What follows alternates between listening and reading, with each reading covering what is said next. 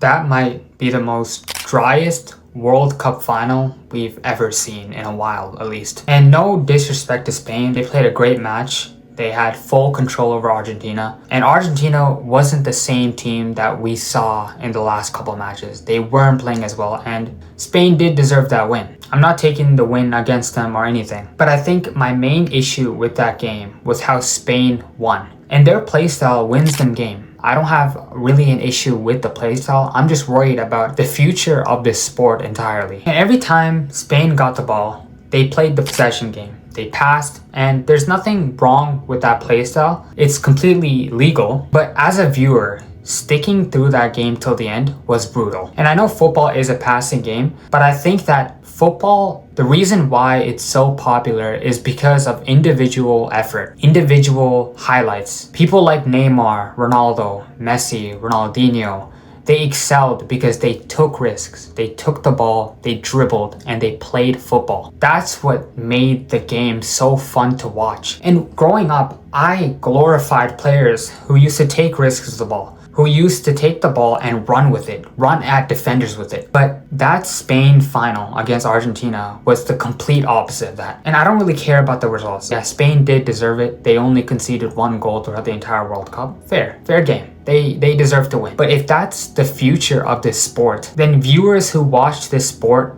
in the future won't have much to see. And this isn't just an issue with just Spain. I'm not targeting their players or their team. This is an issue with modern football entirely. Modern football has gotten to a point where it's just constantly about tactics, about keeping possession. Teams are obsessed with this idea of taking the most risk-free way of winning the game. And again, there's nothing wrong with this approach, but the issue with this approach is that individual player creativity is becoming scarce. And back to my old example, the reason why people love seeing the current Brazil players play or older generations of Brazil players is that they have a high focus on individual creativity. And modern football and how it's played completely neglects that creativity players bring to the table. And sports was always about seeing humans play the sport, right? I think that's pretty obvious. But seeing modern football and watching the game is like seeing a bunch of robots play. It's always about set pieces, throw-ins, tactics. Now, obviously, there are games that are extremely exciting to watch. And I'm not saying all the games that are played are super boring. But a lot of these games, and it was shown very clearly in the 2026 World Cup final, has been leaning into that modern football style. And this isn't something that I just made up on the spot right after watching that Spain versus Argentina game. I've seen this argument being debated various times, whether it's online or with some people I know. And you're probably wondering,